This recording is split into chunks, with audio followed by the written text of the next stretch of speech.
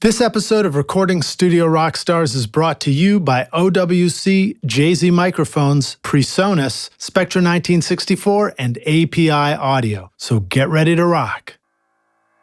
There's a level of honesty and trust that happens in the studio that you have to respect. You have to be able to be direct and respectful to the artist and the musician that's in your studio. And then they also have to be able to be direct, and you have to respect their feelings and opinions. So plenty of times people are like, no, that's just what I want to do. And like, all right, well, then that's what we're going to build this part around, you know?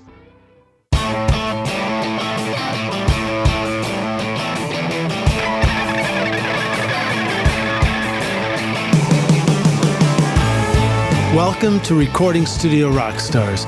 I'm Lid Shaw, and this is the podcast created to help you become a rock star of the recording studio.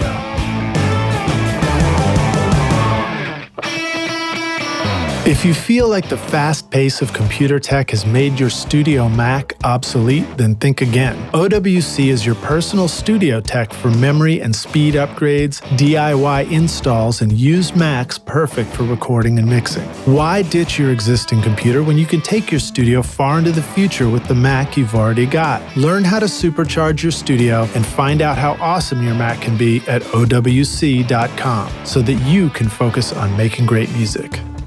If you want a digital audio workstation that will give life to your music, from sketching a new idea to composing, editing, mixing, and mastering a finished record, then you want Studio One from PreSonus. Studio One is easy to use with intuitive drag-and-drop simplicity, making it great for beginners yet flexible and powerful for experienced producers. Whether creating beats, recording a band, or composing a blockbuster film soundtrack, you will find everything you need to create your masterpiece. Download your free version of Studio One Prime and get started now at PreSonus, wherever sound takes you. Hey Rockstars, it's your host Lid Shaw, and welcome back to Recording Studio Rockstars, bringing you into the studio to learn from recording professionals so that you can make your best record ever and be a rock star of the studio yourself. My guest today is Mike Fanuele, a recording engineer, music producer, and live sound engineer based in Washington, D.C. Starting out in the studio in 1998, he's recorded and mixed hundreds of bands over the last 22 years, including Breaking Pangaea, Dashboard Confessional, The Deadmen, Second Letter, Further Seems Forever, John Bustine, Meghan Trainor, Mike Shinoda from Linkin Park, and many others. Mixing front of house for live shows, Mike has toured with the Brand New, the Chainsmokers, Dashboard Confessional, Fifth Harmony, Fountains of Wayne, Garbage, Gwen Stefani, Hanson, Jimmie Vaughan, Meghan Trainor, and Miley Cyrus, to name just a few. Mike stays busy when he's off the road at his private home studio, Lavabed Recording, where he's focused on creating an environment that keeps bands comfortable while making great music. Mike also does remote broadcast mixing for some of his live touring clients, combining the world of live performance with the polished sound of the studio. So today, I'm psyched to talk about how the studio and stage meet and what lessons Mike has learned from both.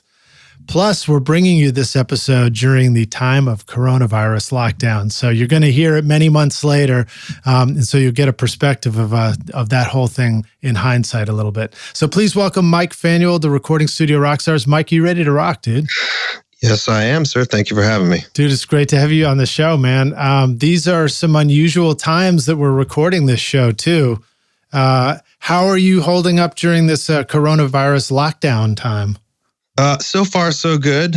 Locked in with my family, doing some schooling for my little guy. And I encountered a new problem in the studio that's just yesterday, which I'm sure will take up a bit of my time by rebuilding my computer. Oh, man. I hate it when that happens. Yeah, unfortunately, it's the second time in about 2 weeks, so I suspect I've got something bigger going on.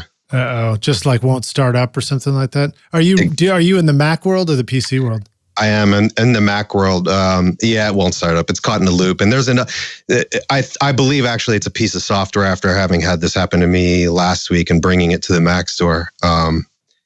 It's a piece of software, so I think when I rebuild it, I'm going to have to slowly install piece by piece. So we'll figure it out. Yeah, I don't enjoy that much, and that's always the case for me. It can take me a week to get my computer back to where I left off. I did this 2 weeks ago.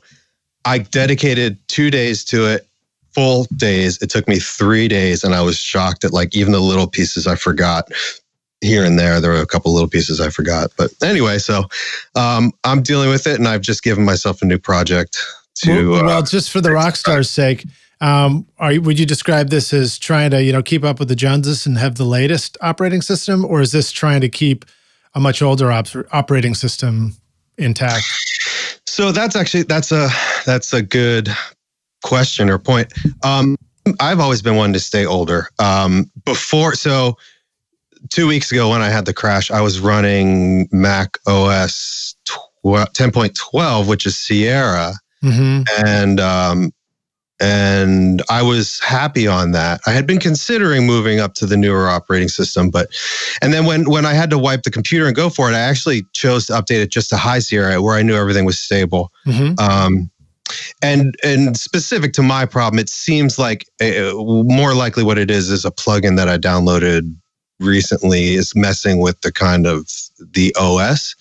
So it's not keeping up with the Joneses. I kind of am more afraid of that scenario. I like to be stable. In fact, this system I've been running since 2012 and have had no issues ever up until 2 weeks ago. Wow. Well, that's pretty good. It's that great reminder that there's a lot of value in stability and reliability over newness. Yeah, it's actually made me think very hard, because I know somewhat recently, about 4 or 5 months ago, I started kind of exploring a little bit with some plugins that I thought were a little creative and had a use for what I like to do. But they were from some smaller manufacturers, and I liked a few that I used and kind of continued that search, and have slowly over the last 6 months kind of been getting some plugins from smaller manufacturers. And I can't pin it to that specifically, but what I can say is the Apple Store, when I brought it in, told me it's some software I downloaded is causing issues with the OS. So it's also kind of a lesson in like the safety side of things. Some of the bigger plugin manufacturers that we all know and love, it really makes you think before you download. I feel like I need to think before I download all those things again to get the system going. Do I really need that? Is it worth not having stability? So right. Well, I've certainly seen plugins sort of take down my Pro Tools sessions before, but I don't think I've ever seen a plugin take down my whole computer and operating system. But probably other stuff has. And also, it's also a lesson in tech support where it's a game of pass the buck half the time, where they're just like, you'll have to contact, such and such. And, and then you call the other one such and such, and they're like, oh, you'll have to contact the first guys. Oh yeah. It's no fun. Yeah. Well, so here we are again in coronavirus lockdown. I'm sort of here by myself. My studio's across the yard, so I'm just doing my thing in the house. Come down here, do my thing down here, and go back and forth. Go for a little walk or a jog every once in a while. You're in DC, right? Yes, sir. Right on. And I imagine things are changing quickly there as well. And how has that affected, your sort of, I guess, other than if you don't have a computer that won't start up, then that's how it affects it. But have you sort of seen, an effect across music and production and things like that as well in your world? Well, currently, certainly in two ways, but currently I've been really busy for the last maybe 3 months in the studio, 3 to 4 months. And I've just been in the tail end of wrapping mixes for a project that is really cool. And I've really put a lot of time into, and I've got some revisions to make, but I've been busy up to now. And I have one more project I have to kind of work on. It's more of a personal project that I do with a friend of mine. So the studio for me will be busy once I can get this computer back up and running for at least the next 2 weeks, I think. I mean, past that, at this time, it seems a good opportunity. I just saw, I just got via Instagram, I saw something that looked interesting from a webinar with some mixers who, I thought to myself, why not take advantage of the time and try and learn from these guys. But certainly from the live sound, since I do a lot of live sound, from the live sound standpoint, sure. I mean, everything's canceled. Yeah, so. Exactly. Well, I'm sorry that you're having to deal with that directly. I know, and I think for those of us like myself who are in the studio, we're going to feel it tangentially, Since the music all comes from a band who's performing, somebody who's performing somewhere. Yeah. And then hopefully, again, this is going to be in hindsight. So hopefully we'll be looking back on it from where we are when this podcast episode comes out and going like, boy, you remember that? That sure was a kooky time. Yeah. I mean, I've been thinking about this a lot, being in Washington, and my wife actually works in public health. So I've been thinking about this a lot. And, when you think back to 2008 and what we went through then, everybody was really terrified. But I think 2009 was one of the most successful years that music has had. And, I don't have any comparison, but I think there is a big fact that after that happened in 2008, 2009 was like a banner year. I think, sometimes after this type of thing happens, people need to go. So let loose a little. Well, I think it's a good reminder. I mean, the stuff that we do in the creative world, that is, we're part of what helps to breathe life into life. So, yeah, well put. Yeah. So, so tell us about your studio, Lavabed Recording in DC. What are you sitting in? So yeah, I'm in the studio now. I've been doing this for a while. I've been doing this since 1998, working in other studios. To around 2000, working in kind of partnering with somebody, and worked in a big, beautiful studio that we built. I think some great records were recorded there, some by different producers and stuff. And then I started touring a bit more and started to realize that the kind of big studio model wasn't working or wasn't as viable. So as a lot of us have. And so I purchased a house with my wife in 2005 and was originally just going to build a mix room because I was still doing a lot of mixing, and I would take my little Digio 2 over to people's houses and record. And this is in DC? Yeah, in DC still. Yeah, I've been in DC since around 1993. And so not to cut you short there, but what can you describe a little bit of what the big studio scene used to be like in DC and how it is now?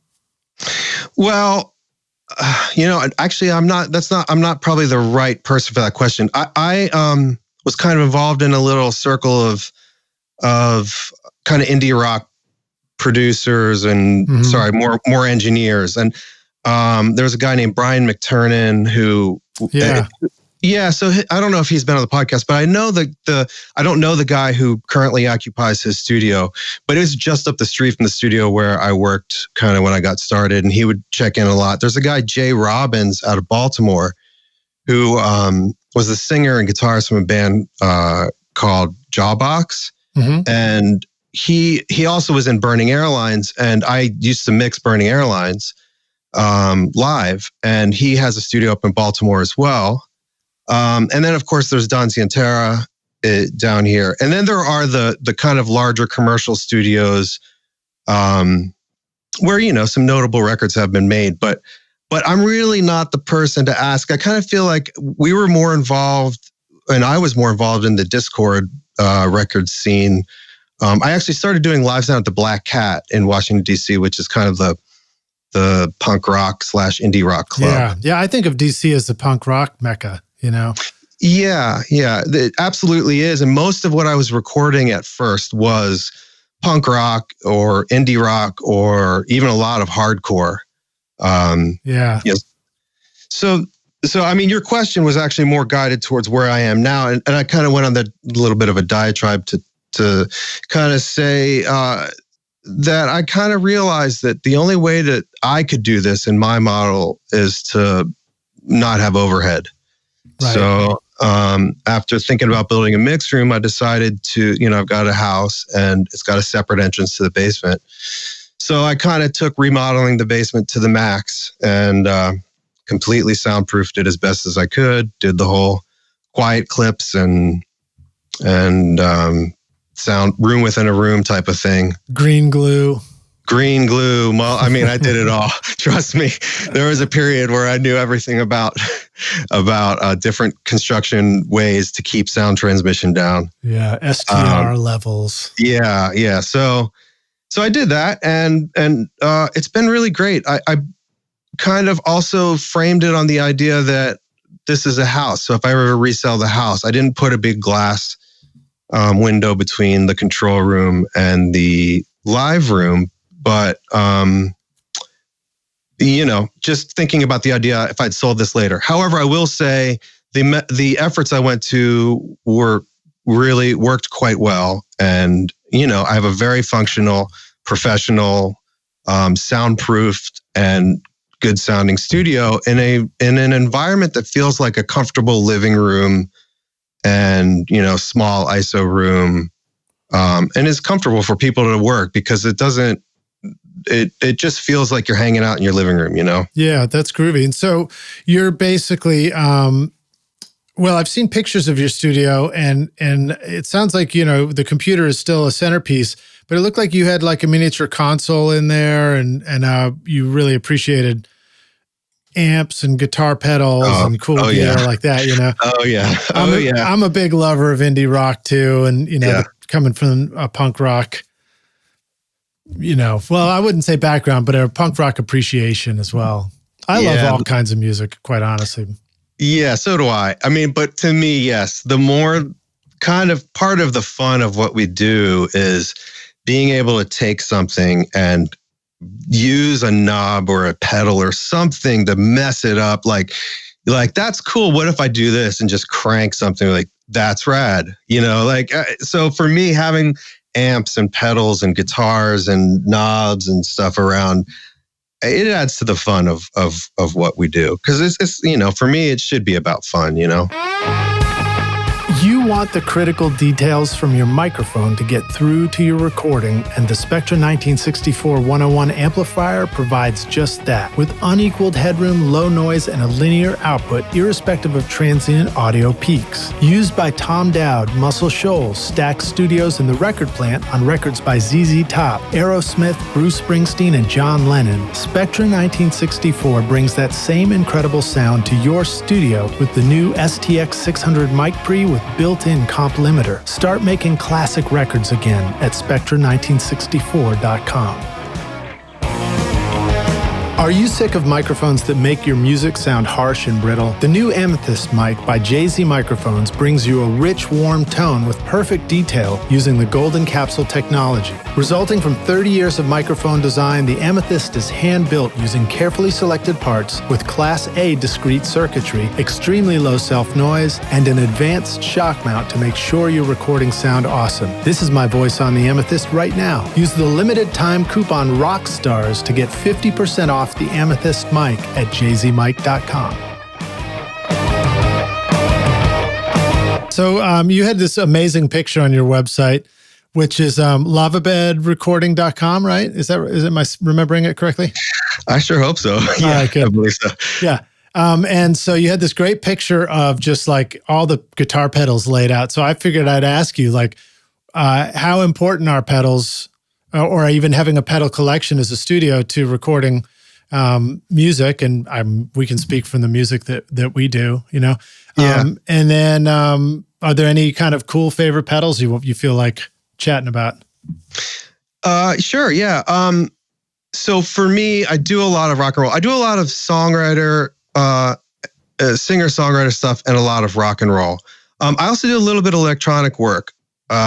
Especially recently, I've been working with a couple of really cool electronic bands. But to me, all of those genres of recording lend themselves to pedals or something to mess something up, treatments. Yeah, exactly. I mean, so it's funny. I do have a lot of pedals. I actually got into it a couple years ago, maybe about 3 or 4 years ago, probably when a lot of the boutique companies, but I was working with a band on the road and I was just so impressed at how they used their guitar. They had clean, very, very loud amps. Like each guitar player would have a couple different 100-watt amps, just wide open, but very clean. Mm-hmm. And they would use these pedals to manipulate the sounds from chorus to verse to chorus to bridge and all this stuff. And man, they were just so good at it. And it really made me realize the power. And of course, because they did this, a lot of pedal manufacturers would come out to their shows, and it kind of got me hooked a little bit. Moving forward to now and having all these pedals, what I kind of realize is sometimes when I'm producing either rock or electronic, you're looking for a sound in your head, Mm-hmm. And I've heard you talk about this on your podcast before, but you can have a ton of stuff, but until you know how to use it, it's not very useful. Yeah.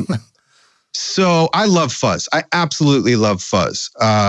Guitar fuzz. Yeah, and there's quite a few options out there too, isn't there? Yeah, there are a ton of them, and they all sound different. So you might have a sound in your head, but if you don't know, I'm going to guess I have about 6 or 8 fuzz pedals.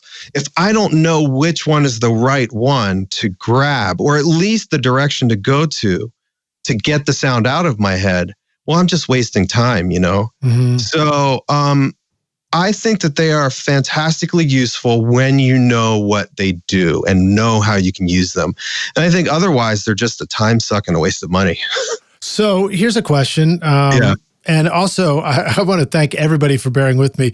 With this coronavirus lockdown, I think I literally slept for maybe 1 or 2 hours last night. Oh, I'm sorry. It's just messed up my sleep. So I'm in a bit of a fog brain. But I'm thinking about the times I get to use pedals. And one of my favorite things to do is like work with a guitar player. And I'm like, awesome, we're going into guitar land.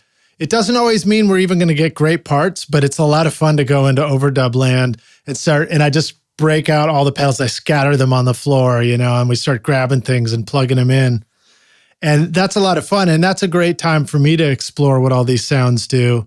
And I agree with you. I've learned what my pedals, which ones to reach for certain kinds of things. But then there's also a level of experimentation. And I've also experienced the thing where like we'll take pedals and we would have taken a vocal off a track. And this goes back to more of the 90s electric garbage wannabe production, and we'll like route things out through pedals and then bring them back in, freak them out, and then see how we can use them. And there's so much experimentation. So what are some of the ways, that was a long way for me to say, what are some of the ways that you experiment with the pedals, but then remember what the hell you did and which one you used later? Oh, that's a really good point because you're right. You can experiment for a bit, come up with something really cool, and then you have no idea later what you did. I use the notes and I use Pro Tools. So I use the notes in Pro Tools. When I come up with something pretty cool, I will just throw down in the notes, this guitar, this pedal, whatever. Yeah. I do a lot of producing from start to finish. And in that I don't create, I'm able to kind of do projects more based on less on time and more on songs. And so if I invest some time in a sound that might have taken me 20 minutes to get, and when I was recording it, I thought, wow, this is super cool and really appropriate. But, a week later when it comes time to really finish the project, I'm like, oh, that's not right. I'm not going to try and recreate that sound. If I have to, I'll say, hey guys, I'm really sorry. We're going to have to get the guitarist back in here. I know the sound is cool, but it just wasn't right. You know what I mean? Mm-hmm. So if there's something cool that I want to use later, I'll document it. And then hopefully remember to pull it off of there before I don't open that session again. But if not, to me, musical parts, either they work or they don't. And if they don't, they're not dear to me, Right. The parts have to work for the song. Everything's about the song and what the bigger picture. So, I'm not afraid to make a mistake and come back and say, hey guys, I know I led you in this direction, but let's do it again. Yeah. And it's always remarkable to me how you can have the most amazing sound for a song. And you're like, oh, let's go do that. Let's go do that sound. And you do it on the next song and it just sucks. Oh yeah. Yeah, absolutely. It's like, it is the perfect thing for the one perfect use case.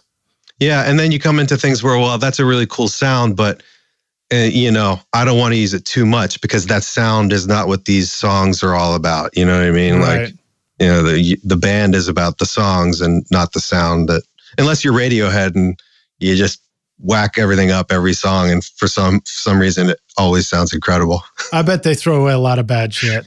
I bet you they do too. But what they leave on the plate is incredible, man.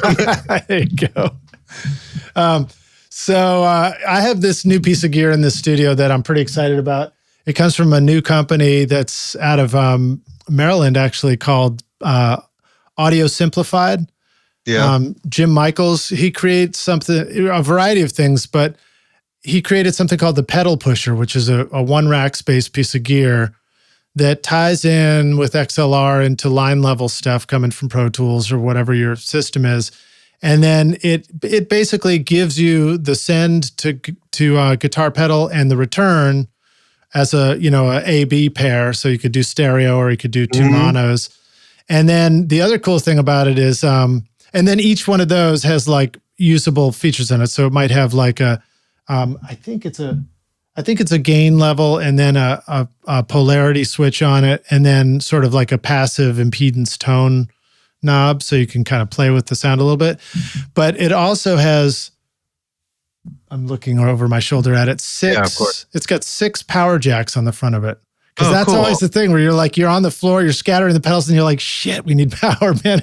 Where's the damn power strip, Yeah, I've got, and at this point I keep it, I'm looking at it too. I keep it on my desktop, and it is one of those Ice One Spot Pros with a ton of outputs. Yeah, right. The wall wart, and then it's just got a long cable, and there's just the connectors like dotted along the cable. It's one of those ones with the isolated power. It's got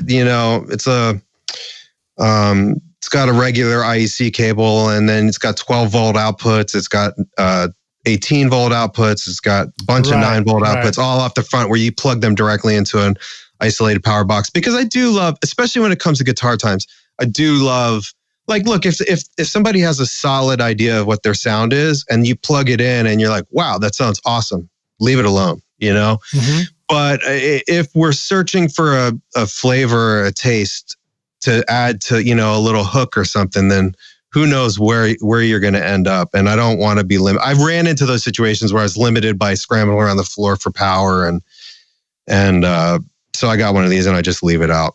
Yeah, I totally agree, man. Of all the things to stifle your creativity, oh my God, please don't let it be a power strip, Yeah. Or it's like you have this awesome sound and you just know if you had reverb on the end of it, that's exactly what you're looking for, but you're out of wall warts. Right. It's like, oh, cool.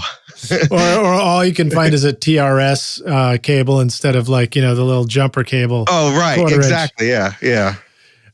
That's another funny one. I have interns that I work with here, and, when you don't know this stuff, you just don't know it. I mean, you got to learn it at the beginning, but, they still will grab a TRS cable to plug into a guitar pedal, and then I have to explain to them, that's not going to work for a guitar signal. Yeah. Sometimes I think about how, when you've been doing this for 20 some years and, I haven't done anything else. It's always been mixing or recording. You forget about all those little pieces of information that you've just accumulated that actually add up to like a depth of information that some might seem simple, but I remember very clearly trying to figure out what the heck a patch bay does. Like, what do you mean? God, like, I was so scared of the first one I saw. Oh yeah, absolutely. And then you take your time and you get there and you're like, oh, now I get it. And then you realize, oh, this is why it's so convenient, Right. And then you go to a studio and you're like, God, your patch bay sucks, man. Oh yeah. Oh, and then, or you're like me and you basically, for the most part, I'm the only one working out of my studio. There have been some other records done here by other engineers, but, and I evaluate later, like, oh, how the heck did they navigate this? Because I know that it says DBX 160, but it really means 1176, I know. Our patch bays are completely mislabeled, but, and in fact, if we labeled it properly, properly, we wouldn't be able to navigate it anymore. Yeah, of course. Yeah. All right, cool. So what are some ways that you use the pedals if you're not actually cutting a guitar in that moment? Do you have a way that you like to route them back out and go through pedals, or do you ever do that? I do. I have a couple ways. I also love pedals on keyboards and synths and stuff. That's one thing that especially I've been doing a lot more electronic work lately, and I really love, you take like a Moog, it's like a lead line on a Moog or something, and like throw a little bit of a slap delay on it, or you distort it, or whatever you do. So that's another way that I'll use it quite frequently. Also, I do have a way to go back out. I actually have 2 of the radial reamp, the yellow reamp boxes.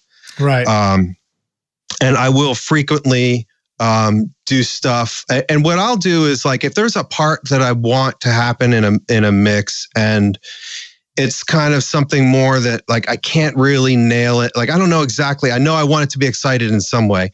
I'll send, let's just say, the snare out for the bridge. I'll send it out through the reamp. I'll have a couple pedals and I'll really mess with it. And then I'll just record it back in.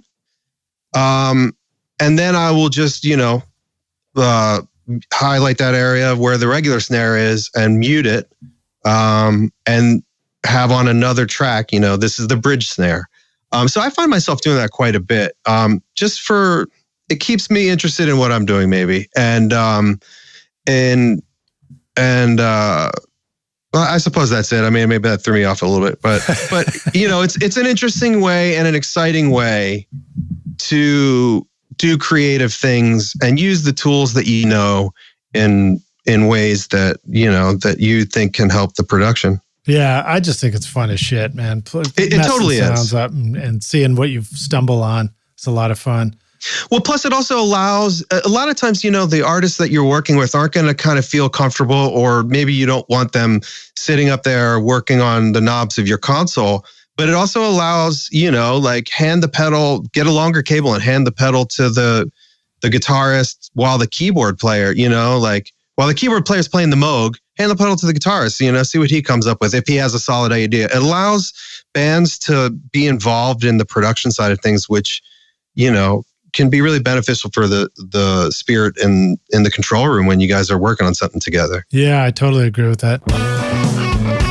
If you're ready to upgrade your studio to the famous sound of API's large format consoles, then you're ready for the Box, a small format console featuring the same analog circuitry and original 2520 op-amp design that has made API famous for 50 years. Record through 8 world-class mic pre-channels, mix through 24 smooth-as-glass faders, and blend mics, analog effects, and parallel compression at the speed of electrons rather than the speed of your computer latency. Upgrade your home studio to legendary status with The Box from APIaudio.com. So here's another question for you regarding guitar pedals. Talk a little bit about the times where pedals just suck and the sound is crap. So, like, for example, I think many of us may have experienced that time where the band brings in, like, oh, I've got my sound, my thing I do live. And then you put a mic on the amp and you're like, God, that just sounds awful, And what is it about? Is it that all pedals are not created equal? Is it that there's a typical mismatch of using pedals and, they're using it at the wrong gain structure into an amp that kind of causes problems? Or is it just too wide open a question to even answer? No, I don't think it's a fair question. I think, because I've had this happen, certainly. And I think many times, even a great guitarist, let's say, may not be great at getting sound. Right. And I've had this happen where in particular, thinking of one specific occasion, I had a really good guitarist with a great amp, a great guitar, great rig come in, and he had a pedal on there that was a pedal I had heard of and knew of. I hadn't ever used it. It was also a pedal with a lot of options. And like, he plugged in and started playing, and my first thought was, oh, that's awful, and so I think that's part of it, in my opinion, that's part of it. But also I think, like, as an engineer, as a producer, as somebody who's been doing this a while, and the person that's making the sound come out of the speakers, we also have preconceived notions of like what we want to hear come out of the speakers. And this is something that I fight a lot, to be honest with you, because, there was a period of time where I remember doing different recordings and stuff. And it's like, it didn't matter what guitar, what amp, what pedal somebody would bring into the studio. It's like all my guitars sounded kind of the same, I was like, and so like you had it too figured out. Well, in my brain, like it didn't matter what they were doing. I was in the end making it sound the way I wanted it to sound. And I think there's an importance to that sometimes that, and this goes against what I'd said earlier, maybe the guitarist walks in and you think, what a terrible sound. Well, sometimes it's your job to capture that terrible sound and see how it fits into their picture. A lot of times for me, I'm helping create the picture, but, sometimes like you can hear something and like, wow, that's the most obnoxious sound ever. And until you put it in context, it might be the absolute perfect sound that makes you want to jump out of your chair and, reach the sky when that moment hits. So absolutely. It's really, I think for recording, it's really our job to keep our ears open and our minds open to what is happening. And sometimes you got to remember that people might not have the ear to do it, but other times they know exactly what they're doing. Yeah. And pay attention. I think you're making a great point, which is just, it's the reminder to make sure you listen to the song and understand what the band's doing with the song before you begin to, have a judgment call on the guitar tone. Because again, like you said, and it's when you just listen to the guitar and the guitar tone and you're just sound checking before you get going, you might get the solo effect where it's like you think you have a take on whether it's good or bad in solo, but it's not accurate at all until you hear it in the context of the whole thing.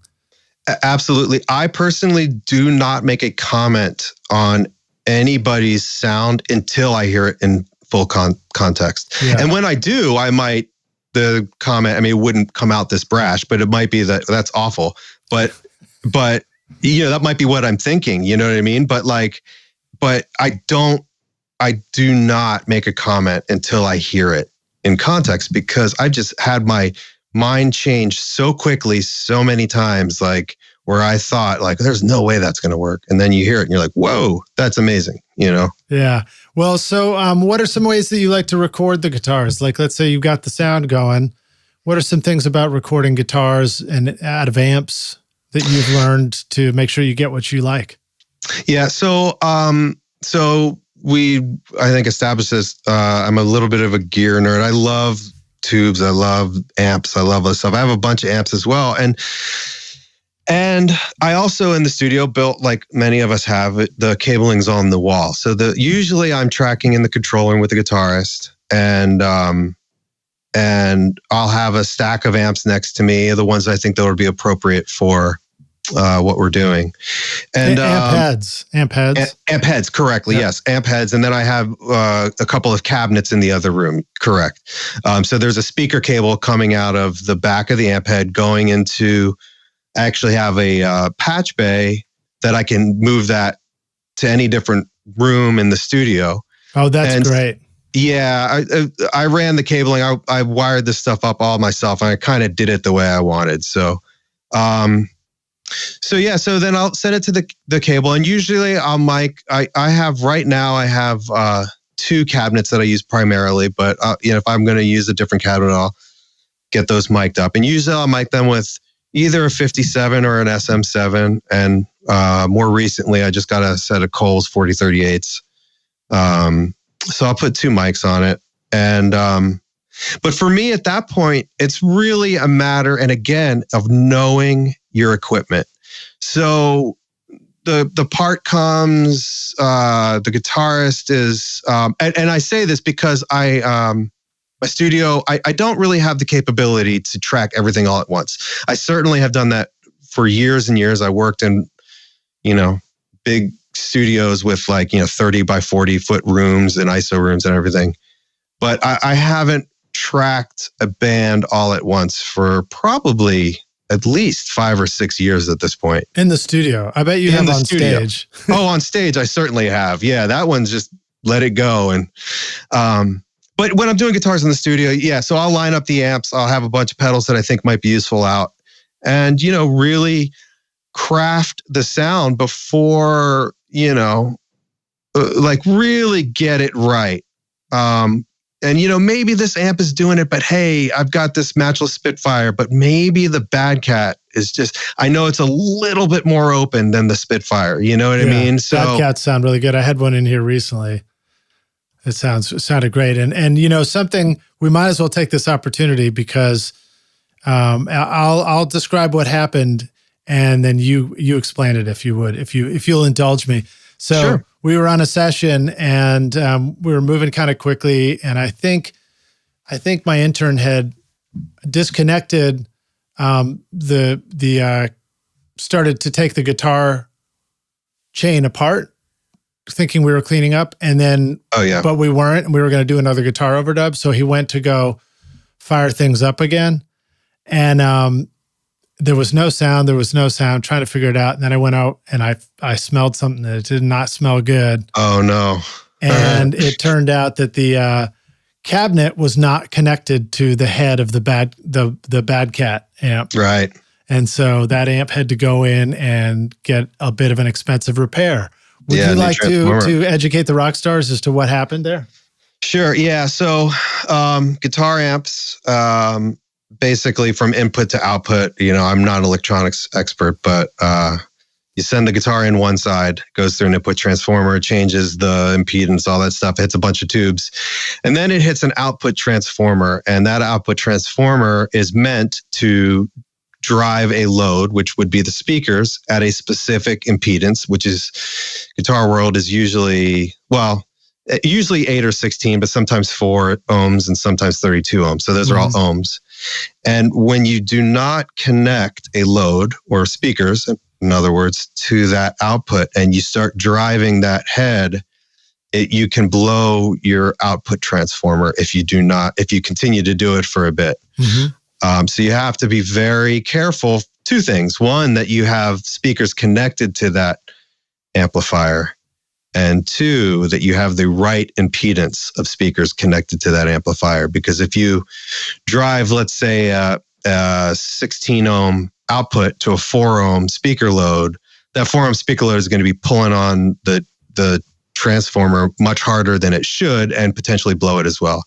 And the output transformer is probably going to be the most expensive single piece in the amp, I think. Yeah, it's pretty expensive. Yeah. So yeah, like everything we do, you have to check twice, So how do you avoid blowing up that head?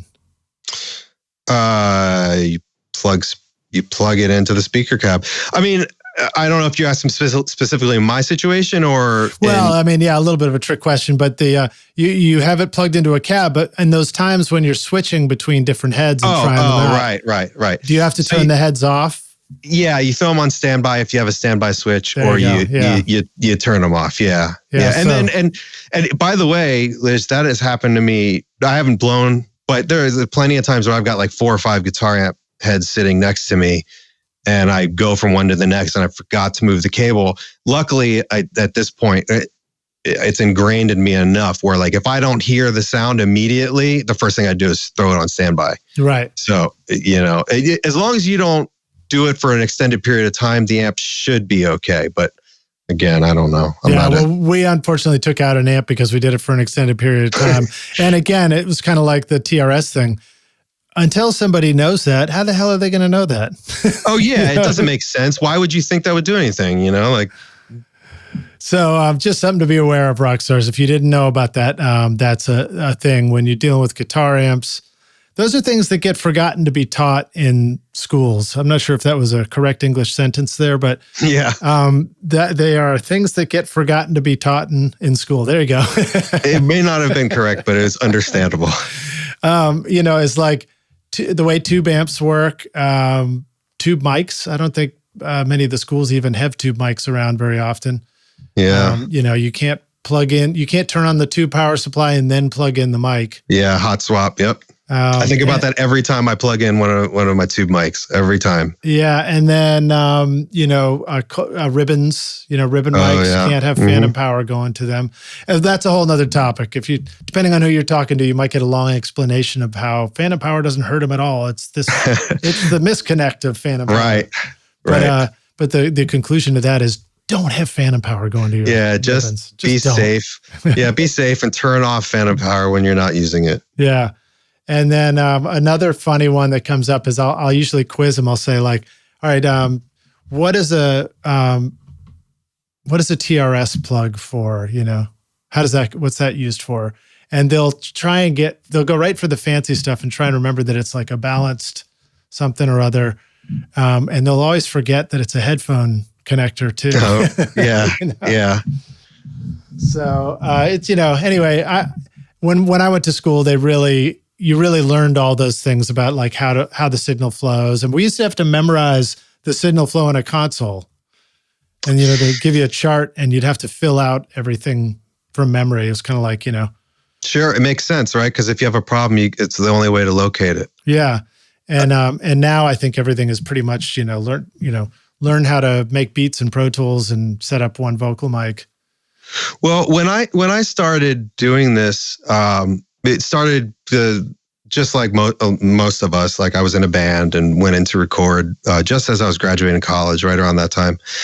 And after hearing a demo I had made on a 4-track, the engineer at the studio asked if I wanted a job, and I was like, "Yeah, I'm graduating college in like 6 months, please." So I went and put the time in while I was in my last semester, but during that time, so that's how I learned. And during that time, I would the most important lesson I learned and the best thing I learned from him was signal flow. And I remember the first week where I showed up every session he did, and he would I was just sitting in the back of the room and he was just quizzing me as he was doing stuff like, do you follow what's happening here?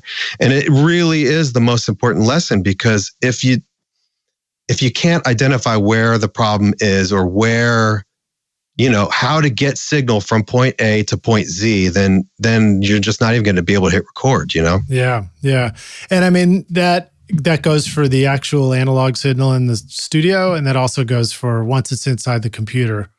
Absolutely. Although the computer aspect of it has only been around for 20 years trying to figure that stuff out. Well, longer, but 20 years in even less than 20 years in regular practice. Probably not since, when was the first time Pro Tools was really, we were making records in Pro Tools? Yeah, around 2002 is where it was really more common. I know that, 2000 to 2002, right? Like somewhere in that range is where it really was more common for sure than tape, I would say. Yeah.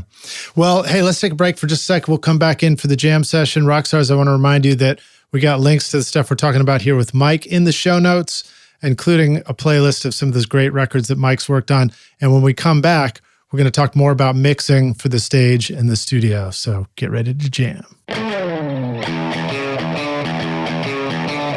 You know what it feels like when inspiration hits and you want to capture your great song idea, but then the studio gets in the way and it's just no fun anymore. Wouldn't it feel awesome if you could simplify the process of producing your music from inspiration to final masterpiece? PreSonus Studio One is a powerful digital audio workstation that helps you compose your music with a complete collection of virtual instruments for keyboards and drums, MIDI tools for hip-hop, EDM, and film, a flexible sketchpad with chord charts and key recognition for songwriting and arranging, and classic effects pedals and amp simulators for guitar and bass. With 37 high-quality effects plugins, integrated Melodyne, and drag and drop flexibility, you can easily edit and polish your mixes. And Studio One is the only DAW with a built-in mastering studio so that you can take your record from writing to radio ready all in one place. Download your free version of Studio One Prime and get started now at PreSonus,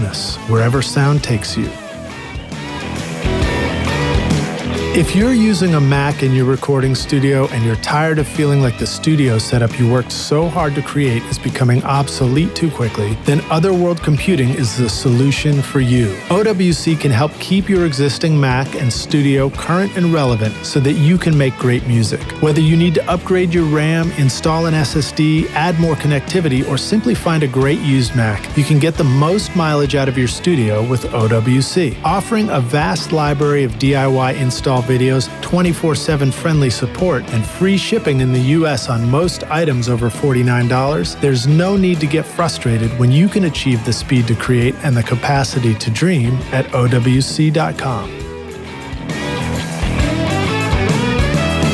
Hey, Rockstars, we're back now. My guest today is Mike Fanuele, joining us on Recording Studio Rockstars. Mike, you ready to jam?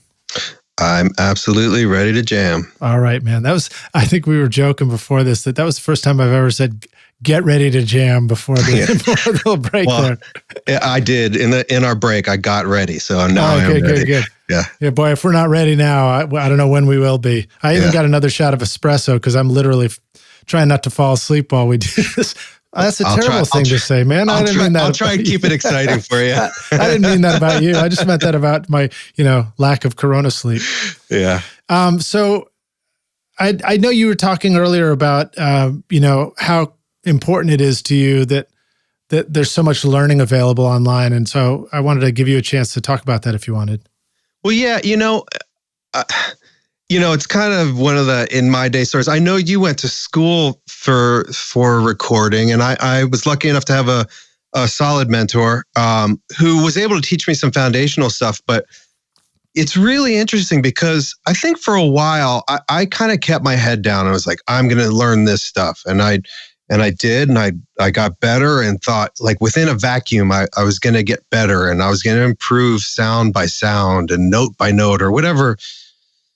I like that, man. That's not what you need a t-shirt that says that.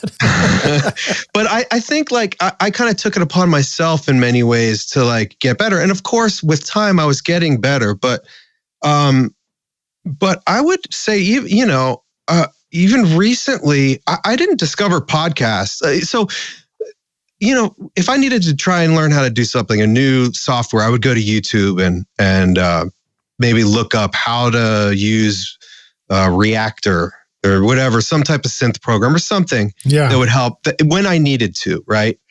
And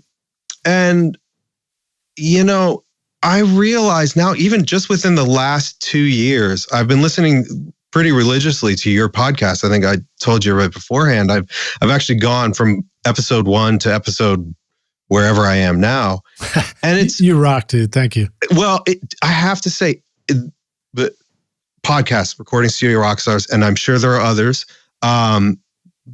There's so much information to be learned. Going from episode 1 to where I am now, I have learned so much, and sometimes from the most surprising of sources. And it's really amazed me at how much there is to be learned, that we can all learn out there from some of these online formats. And I mean, I'm really surprised. I've learned from some of the younger guys that have been on your show about business stuff that I would never have thought about. I've learned about plugins. I've learned about like plugins that I wouldn't have known about. I've learned about some methods that I never thought of. And I think it's a really amazing time for people that are doing audio or kind of any specialized service where somebody out there is willing to share the knowledge, and it's out there. And it's just a really valuable resource. We had talked about Corona, this being the Corona's going on. We're kind of in the first or second week of it maybe. And I saw that there's a webinar that's happening today, and, I have to pay for it, but there's about 6 of my favorite mixers that are doing a webinar. That's great. Yeah, and it's just like they're doing one each day for the next 6 days. And I think if I wanted to sign up for this month only, it would cost me $27. But I was just like, that if I were to do that only, and I expect that I'll probably do the annual subscription, but it's like that could be the best $27 that I spend this whole coronavirus period, it might be better than toilet paper, you know? But, you know, I just feel like there's so much information. And I will say that I kind of blindly kept myself away from it. Not that I was avoiding it. I didn't realize it was out there and how valuable it was. Yeah, I'm with you. I mean, I'm always struck by how much I learn when I really open myself up to it. I've learned so much since I started this podcast, and I just love it when I learn something incredibly valuable from somebody that's like 30 years younger than me, you know? Yeah. And especially when it comes to things like business and, you know, really intelligent choices to make about whether it's business or just stuff in the studio or production or whatever.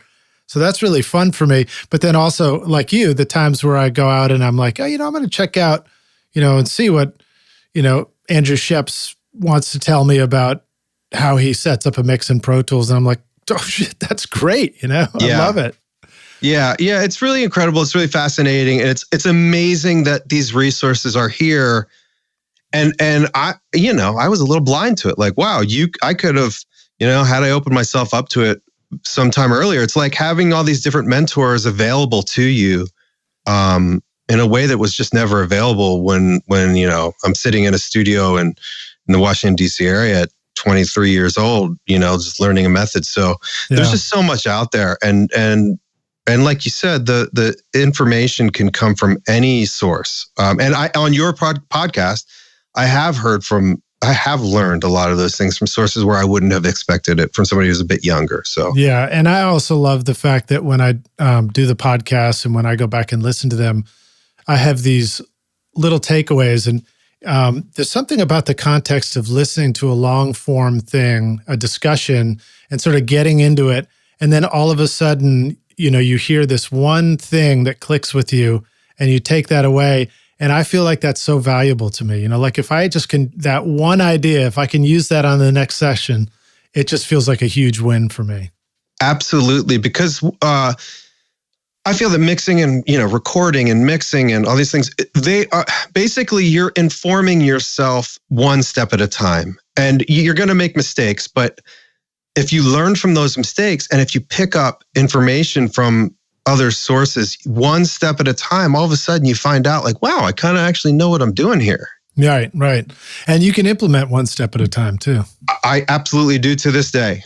I absolutely do. Well, so another thing that you do a lot of is live sound. Maybe not in this moment while we're doing this podcast interview. Yeah. But you've worked with some pretty cool artists like Gwen Stefani and Dashboard Confessional. Tell us about some of the stuff you learned from working with, or share a story about working with Gwen Stefani, for example. Well, you know, Gwen is a professional. Most of these artists that I've worked with in mixing live, they're so professional. They're absolutely have a handle on everything that's happening around them, and Gwen is no exception to that. Yeah. She's also an absolutely lovely and wonderful person. That's great. But also at the same time, you know, somebody like Gwen, she's very busy with television and stuff. And for the most part, you know, so especially with Gwen, there's not too much interaction with her. Mm-hmm. Just because she, if we have to sound check, she's there. If not, she shows up right before the show and performs and is gone because she's got to go do something else. But she is an absolute professional. And I will say she really, really embraces her audience, and really extends herself to her audience and makes them feel comfortable, like they are part of the show and part of her journey. Because in that world, it's really, you know, being at a live show, the audience really is part of the expression. You know, what's happening on stage is reflected in the audience and back and vice versa. Right. It's a communication. Yeah. What are some ways that you as a live mix engineer help to facilitate that? Well, don't get in the way. That's kind of the main thing in live sound, I feel like. You know, there's funny with live sound, you kind of adopt an idea, and I think it's accurate, where if the audience knows you're there, you're not doing your job. So in that world, if they know you're there, it means they heard whoop and they turn around and all look at you. Or some of them do. The guys do. Yeah, or if like they can't hear the vocal, or if they can't hear the guitar solo that they all know by heart. You don't want people looking for the guy like, hey, where's that thing, Yeah. So, it's kind of my job in the live world to stay out of the way.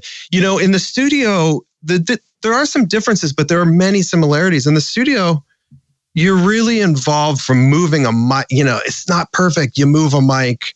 You slowly move it again. Let me move it again. And in the live world, sometimes you don't get a sound check. Or you get a sound check, but the artist only has 5 minutes or whatever it is. Yeah. You don't have the time to stop and say, hey, can we move this? Or, hey, can I do this? So the similarities, you have to change something. The differences is usually the EQ knob, Yeah. Like on a live mixing console, you just cannot be afraid to just like start swinging knobs around and stop when you get somewhere, It's interesting because when I was doing the Bonnaroo Hay Bale studio, I think we had a Mackie board for this one early year that we did. And it was the live sound engineer for Widespread Panic came in to record with me. And they're just going to record like 3 songs in the moment in an hour. And I'm going to mix it in headphones live. And I'm approaching it from the studio aspect where I'm being very subtle with my EQs and everything like that. And the live sound engineer came in and he was just like, quack, quack, quack, yeah. And he starts setting up the mix. And I was like, God damn, that's so bold, the stuff he's doing. And then I remember being struck by it. I was like, yeah, but these are all like cool, like they're all moves that really kind of, for the most part, help this stuff to work. He might have gone too far because it was, sure, what would work out of a PA system versus the headphones. But I think that's a really cool insight that you just shared. Yeah, I mean, and over the years, like, I think my live mixing has informed my studio mixing, and my studio mixing has certainly informed my live mixing. Whereas I think earlier on in the live world, I was just making, that experience, that live, somewhat raw experience. And then I hit a point when digital live consoles came to be able to do a lot of what your Pro Tools rig can do, and if not more in some ways. I was like, well, wait a second. Why am I not implementing this drum group sidechain compression that I always do in the studio? Why wouldn't I do that live too? Mm-hmm. And really refining reverbs and really doing some light bus compression on stuff as I do in the studio. And all of a sudden, when I started bringing that stuff to the live world, like I was like, oh, this works. So, to go back to your original question, I think it's my job in the live world to not get in the way of the performance and the artist, but also a lot of the artists I'm mixing are in big enough venues where the stage sound isn't really part of the sound. So it's also my job to recreate the illusion of this, in many ways, slick, studio sound over these big, huge speakers in this massive space. And having this studio background really, I think, invaluably has informed that and helped me in the live world. Well, so this is fascinating because it's making me think of some questions that I've never thought of before, which is, if I'm in the studio and the band's, and my stage is the rooms that they're, out playing on the floor. Sure. And those sounds are coming back in, and I'm trying to do parallel compressions and things like that. I quickly discover I can't get away with a lot of things because there's this latency effect that happens and phase problems between anything parallel until I've recorded it and I'm mixing it back. Then I can get away with those things. Sure. But because then it affects what they're hearing, it also affects what I'm hearing out of the speakers. How is it different in the live world when you're talking about using a live console and duplicating these mix moves? Is it because everything's got a slight bit of delay to it anyway, so it can all be latency compensated? No, well, specifically to what the artist hears most, in fact, every artist I work with, I think, uses in-ears, and the signal goes from the stage and hits a splitter, like a high-end transformer isolated splitter box, one side going to a monitor console. And then there's another person that mixes. Each artist, each member of the band on stage would hear their own mix from that console. And then my mix gets the other side of the split. So for the rock stars who might not follow all that, basically it's like putting a Y cable in, but it's a slightly higher end Y cable so that the signal degradation doesn't overtake your input source. Right. But, and their headphones, their in-ears have to respect the no latency. Correct. Like somebody who's mixing monitors for the artist in their in-ears would probably not use nearly as many plugins as I would out front. And I don't actually use very many plugins, but I use them on buses. So that's how you get away with it. And then when you put yourself in an arena or a large amphitheater or something, what's coming out of the speakers is not, truthfully, and those speakers are also generally designed not to throw very hard backwards. So towards the stage, in other words. So they're going to hear the reverb of the venue. And then it's on me to keep that as clean as possible. And then it's on the monitor engineer to use that reverb of the venue to their best ability to give the artist something that sounds like a studio mix in their ears, but uses the room, Interesting. So in the in-ear monitors, they're actually incorporating some of the bigness of the space into the in-ears as well? Well, those things, in-ear monitors will cut 30 decibels. That's the first thing. So they cut 30, they're like a 30 dB earplug. Mm-hmm. And then, so you put that in your ear and now you're on stage performing and you feel like you're an alien walking in space because you're completely disconnected from the audience. So most artists on stage will have at least a pair, if not a number of pair of microphones that are pointed out towards the audience that are slightly blended back in, so they can feel connected to the audience itself. That's so wild. Now I'm picturing those times when, I hear the Grateful Dead, taper section recording, and there's some asshole sitting right next to the mic you hear too much of, Right. Well, and that's why. I'm like, what if that audience mic is picking up like the wrong person? Somebody's snoozing in the corner, and that's what Gwen hears in her head. Well, that's usually why there's at least usually a minimum of two people and on the stage side of things that it's their job to make sure that is not heard or that mic is moved. That's funny. Wow. Yeah. There's so much coordination going on there. And I know this isn't a live show, but I'm still so fascinated by that because I love systems. I love, stories of people being coordinated to pull off really incredible things. Oh, there's definitely a significant level of coordination in those shows. Yeah.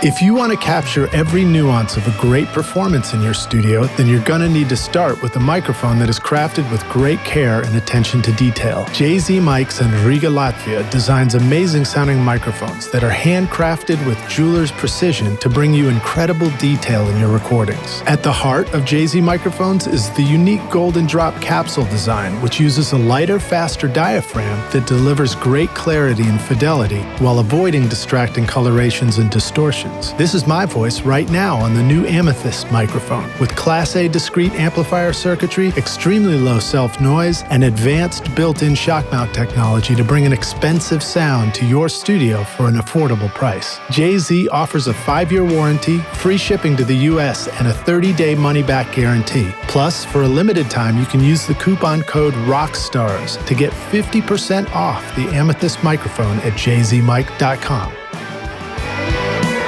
During the height of record making, Tom Dowd, Muscle Shoals, Stax Studios, Ardent Studios, and the New York City record plant all turned to one company to build their consoles. That company is now Spectra 1964, carried on today through Bill Cheney and Jim Romney. The extremely stable, high-speed circuit design of the 101 amplifier provides unequaled headroom, low noise, and linear output irrespective of transient audio peaks, giving you cleaner, punchier, dynamic recordings. Spectra 1964 64 brings you the sound of ZZ Top, Aerosmith, Bruce Springsteen, King Crimson, John Lennon, and so many more. Created by the missile engineers who were central in rolling out the systems that protected the free world for over half a century, Spectre 1964 literally brings rocket science to your studio. With the STX 600 mic pre with built-in comp limiter, full-frequency passive BBDI, and C610 dedicated comp limiter, start making records that last a lifetime at Spectre1964.com. So what about that? What about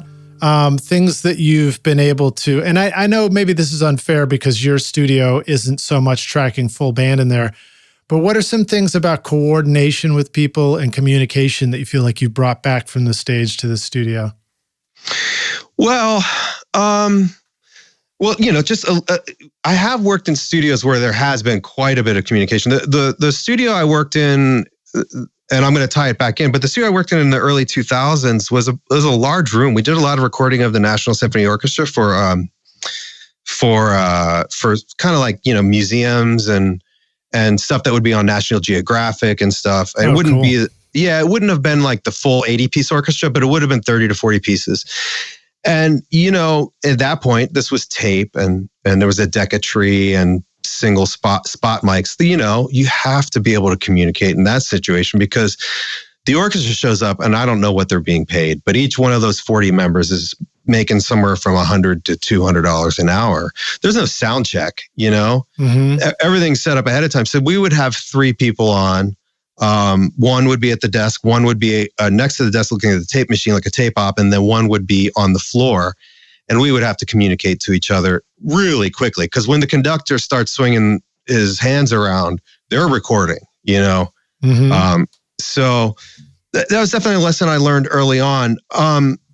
But bringing it from I would say from the live world to my current studio situation, I think in a fair assessment, I really have not done a lot of, I would love to, but outside of doing like live broadcast stuff, I haven't done a lot of full production mixing or recording, I should say, in the studio. Most of what I do is working with individual players or a band to do scratches and stuff. Yeah. However, I can say the key communication factor I've learned from the studio is to be direct and to be clear about expectations and what you're receiving. And that's not I don't think it's a bad thing. And it's not like being rude. It's like Mr. Drummer. I really, really like what you're playing here and here. I really don't think that this aspect is working to get that idea across. Is there something else we can do? Well, you forgot the ending, man. I think that's straight from South Park. It's called like the compliment sandwich. Where you like, oh yeah. I forgot which one it's from. Yeah. Where you say something nice. Yeah, and you look great. Yeah. But I think, communication in the studio is, there's a level of honesty and trust that happens in the studio that you have to respect, but it's a two-way street. Like you have to be able to be direct and respectful to the artist and the musician that's in your studio. And then they also have to be able to be direct and you have to respect their feelings and opinions. So plenty of times people are like, no, that's just what I want to do. And like, all right, well, then that's what we're going to build this part around, Yeah. And I love that. I'm like, okay, great. Awesome. Thank you. Perfect answer. Yeah. I mean, people need to be direct and because on the recording and production side, it's hard. We're still working for these are the people who have come to us and are either paying us or have come to us so that we can be paid. And it's like, it's our job to see their vision through. Yeah. Yeah. And I mean, like, we're always just looking for the answer to each question along the way, whatever it is, whether it's right or wrong. And so it's like, when somebody's confident, they're like, no, my headphones are great. No, you don't need to turn my headphones up. You really do need to turn down so-and-so or something like that. It's great when somebody's confident about it because then you can go, yeah, okay, listen. Awesome. Yeah. Awesome. I mean, the other thing is like, when I'm sorry. I just drew a blank. I started thinking about turn the headphones up, and then I just drew a blank. Well, so let's see. I want to talk to you about some of the bands that you've recorded. So yeah, there's you done a lot of great indie rock stuff. Let's talk about drums for just a sec, since you brought up drummers. How do you enjoy recording drums? Are there any sort of fun new things you've been trying in your studio, for example? I think probably like a lot of us, drums are just I love drums. I love getting a drum sound and miking stuff up and coming into the control room and then hearing the drums back and being like, damn, that sounds cool. Yeah, why is that? Why do we like it so much? Is it because it makes our speakers sound great when we do it right? I don't know. I don't know what it is, but it's always been the coolest. It's always been the thing where I'm just like, wow, like this is rad. I think maybe because in some ways we have a little less control of the unknown there, like there's so many microphones and it could go horribly wrong, but when it works, man, it's cool. Yeah. I have a pretty small drum room here. I built it myself and it's got non-parallel walls and it's very well treated. So a couple of years ago, I had a friend of mine loan me a pair of Neumann M149s. And I'm forever grateful to her, Christy Joe, for doing that, because what a wonderful mic. And in my small room, I really kind of struggled to get an overhead sound. And I'm not using them on overheads. I'm using them as room mics. And what I do is I point, they're kind of closer to the corners, opposite of the drum kit. My room is maybe 12 by 13 with 8-foot ceilings. So it's small. Oh, 8-foot ceiling. Yeah, 8-foot ceilings. Awesome. So yeah, But so any of those recordings, or most of those recordings that I would have sent you, the drums were done in there. And I don't use samples except for one thing, which I'll get into if you want me to. But and they sound great, man. They sound really great.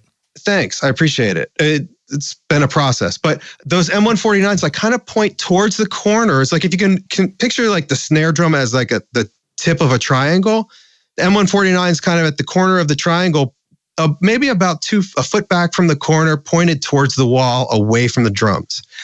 And those microphones are just amazing sounding microphones. And combined with, I choose like an API preamp, and the combination of that really allows me to get the room feel.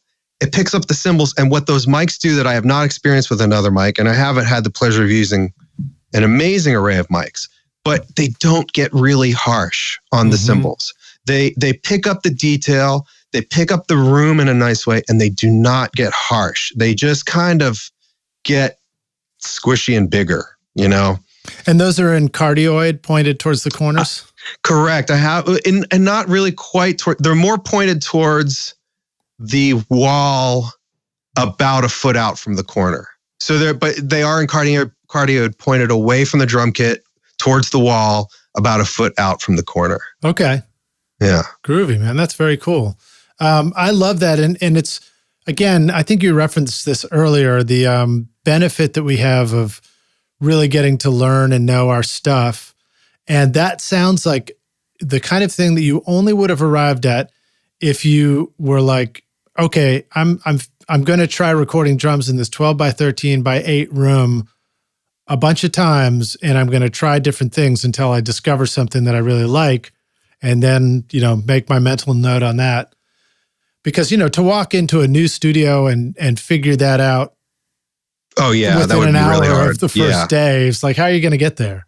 Yeah, that would be really hard. I mean, I will also say that for the most part, every single drummer I've had in here is pretty great, and that helps more than anything, I would say. Yeah, indeed it does, man. Yeah. Indeed it does. Let's talk about that aspect of it too. Cymbals. Do you sometimes run into challenges with cymbals, and have you found good solutions for it? Yeah, absolutely. I personally prefer darker cymbals because I think with cymbals, I think some of the challenges that at least I've run into in the past is some of the overtones can get really harsh. And so I prefer to start at the source and go darker if possible. I actually will listen to certainly listen to drummers. Whatever they have, please set it up and let's hit record. But I actually own, at some point I realized how much I like the darker cymbals and how much it's complementary in that room, especially being a smaller room with the, the high end doesn't really get a chance to develop. And I also mic my overheads with a pair of KM149s, KM184s in XY because there's no real space for me to get a spaced pair with developed sound. So I really just want to be able to get like a nice clean picture of the kit from as low as possible, which still is going to be, 2-3 feet over the kit. But so anyway, so when I realized how, high-end overtones can be a problem, whether you have a big room or not, for how I like things to sound, I went out and bought the cymbals that I really like. So I ended up with, Constantinoples and Zildjian Ks and the darker cymbals that hey, so that the artist, the drummer can come in and set up whatever he wants. But if it's just not working, I was like, hey, check this out. Why don't we try this? And usually, you're set up pretty well. The drummer is going to agree with you. Like whether or not they love the really bright cymbal or not, when you hear the picture put together, like, oh yeah, I hear why you want to do that. And if you record both, and you play them back to back, it's a pretty easy picture of like, oh, this is why I want this. Yeah, well, there's our takeaway for the day right there. Just Constantinoples and Zildjian Ks. Start by checking those out. Exactly. And I desperately need to get cymbals, and I keep not pulling the trigger because I'm like, it's a little much to spend at the moment. It is. I just don't. It's a lot. It's a lot to spend, and it's like, and also if you're not a drum nerd. Like if you're a guitar nerd, like I know I am. Yeah, right. It's like I don't want to spend that much money on drums because I need yet another guitar or yet another amp. Exactly. All right. So then, how about bass? What are some fun ways you've been enjoying recording bass? All right, two things. Well, first of all, I'm at heart, I'm a bass player. I started off playing bass many years ago. A great bass. Sweet. And actually, I have a little anecdote on that. Personally, I think a bass guitar, you can always tell if you've got a good one. Like if you're going to buy a bass, don't plug it in, play it. And how does that wood resonate? And how do you feel it? And to me, that's a better, you pick up one that just resonates really well and feels like you can feel it vibrating through you and it feels good, that's probably going to be a really good sounding bass. Including the open E? Including every string and everywhere up and down the neck as much as you can. Because that's a big thing that I really get struck by is how, you like an open E, you're like, I don't feel any low end at all in this instrument right now. Sometimes. Oh yeah. I mean, I have actually had some friends who have asked me about different basses, and I've given them that recommendation, and kind of to a T, they've come back and be like, thank you, because you can go into a used music shop and you might see the bass that you think you really want, but then the one right next to it, you just pick it up. And if you play them side by side and you're like, wait, this one's really ringing well. But that's just my take. I personally, then there's two other things that I would say about bass. Years ago, I brought a Tab Funkenwerk V71 Tube DI, which was made by this guy, Oliver, I think Alschult, who I believe he was one of the guys that worked in Germany on Telefunken consoles. And it was basically the back end of a V72. So it's just a wonderful tube DI that sounds incredible. So that's where I plug the basses into. But then again, I generally am somebody who leans a lot heavier in the studio to not using a bass DI in the mix. I'll generally get that bass sound right to make it really lock in with the drums in that space between the kick and the snare. And I'll turn one knob for 5 minutes until I'm like, there it is, Well, so wait, what are we talking about here? Are we talking about the bass amp? Yep, I'm talking about the bass amp, yeah. And so what are some bass amps that you enjoy using? Do you have a favorite? I have a Trainor YBA1. It's like a 1970 Trainor YBA1, which are not terribly expensive in the world of amplifiers, but they're kind of an absolute gem of both guitar and bass amps, and they're really valued as such. People who know what they are would agree with that. And it just sounds incredible. And that's usually my go-to. I would love to have an actual B15 because I think that's my favorite sounding bass amp. Yeah. I don't have one. Yeah. I mean, I've used them before and it's just like every time it's just like, it's what I want to hear. And now I end up if I didn't get the sound I wanted, I usually take that DI sound and I have the UAD B15, and I usually will put it through there, and I can get it through there. That's cool. Hey, I wanted to remember to reiterate something you said a moment ago when you were talking about don't plug the bass in, just listen to the electric bass with not amplified and listen to the tone. You can even, another fun trick you can do is you can hold the headstock to your head or your ear, and you can really, it can give you the bone resonance to see if you hear a little bit more of what's going on. But that reminded me of a tip that I learned years ago from Ken Coomer, who was the original drummer for the band Wilco. And he said the same thing about drum heads. He said if you've got a collection of drum heads, you pull them out and then you sit there and you just tap on it and listen to just the head, not even on the drum yet. And you can hear the one that resonates the most and then use that one. Sure, that makes sense as well. And I believe what he says because he's a heck of a drummer who's always incorporating really cool stuff into his setup. Yeah, I just thought that was a great takeaway. Another reminder to trust your ears, rock stars. Yeah, absolutely. Okay, so those amps sound super cool. And then how do you like to mic up the bass amp? Again, I'm usually doing it separate from the drums. So I've done microphone shootouts. And it turns out that an M149, about 2 to 3 feet away from it, just sounds incredible. And that's a Neumann, right? Yeah, it's a reproduction to some degree, I believe, of the M49, which are going to be, I guess, what is it, a K47 capsule? I could be wrong. It's a large diaphragm capsule, right? Yeah, it's a large diaphragm tube microphone. It's a phenomenal microphone. It really, really is. They started remaking them, I don't know, maybe 10 to 12 years ago. They're extremely expensive. Well, at least what I consider to be extremely expensive. They're not like a vintage U47 price, but they're, $6,000 a microphone. Mm-hmm. But as much as I tried it against every microphone that I have, at least, and ones that I really enjoyed. And it just does something about 3-dimensionally picking up the sound. And I don't know what it is. And like I said, 2 to 3 feet, maybe actually 2 feet might be a little close. I'd call it 3 feet at least. Yeah. So I have a U67 and I've loved that on bass amps as well. But same thing, you got to get it away from the amp to get the right sound. Yeah. Now does this determine what part of the studio you might have to put the bass amp in order to get this sound? No, not in my situation. In my situation, because this is a house that my family and I have lived in up until very recently. I have one room that I really went crazy with the soundproofing in. So I've always put it in there because I can work until whatever time of the night, and my son can be sleeping 40 feet away or probably not even that far away and not really bother him. So I've always put it in my quiet room.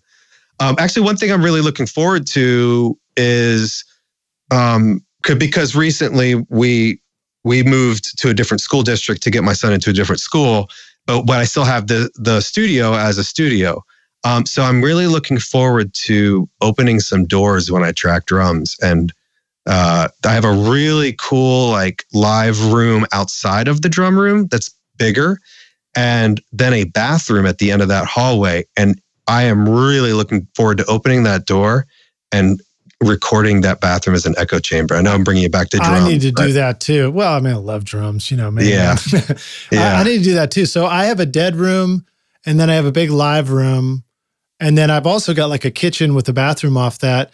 And what I have done before is I've mic'd up the drums in the dead room, and I get the dead sound I like. And then I couldn't believe how it was like having an on-off switch. If I opened the doors to from the dead room to the live room. Sorry, I don't know what that was that just made that noise. Something fell. I'm knocking things over here. I'm so excited. So I opened the door from the dead room to the live room and put a couple of room mics out there. And it was amazing. The dead room mics, even with the door open, just still sounded like the dead room. But if you unmuted the room mics out there, it was like throwing on this crazy room sound onto the drums that you could just mute in and out completely. Yeah, cool. And I thought that was cool. But the next move for me, of course, would be to then open the door into the kitchen and the bathroom at the other end of the live room and like put some crazy mic in the bathroom. Right. And then flush it down the toilet. Yeah. Yeah. I mean, the only thing is then in my scenario, it can be, I can't have a situation where then I have to shut all those doors again later because family is coming to stay for the weekend or something. Here's the big win for using your bathroom for a room mic during the time of coronavirus lockdown. You can't go in there and use up all the toilet paper anymore. So there you go. Good point. It would be hard to describe in one sentence what gives records a legendary sound, but it would be easy to describe in 3 letters: API. For more than 50 years, API Audio has created large format consoles for world-class studios.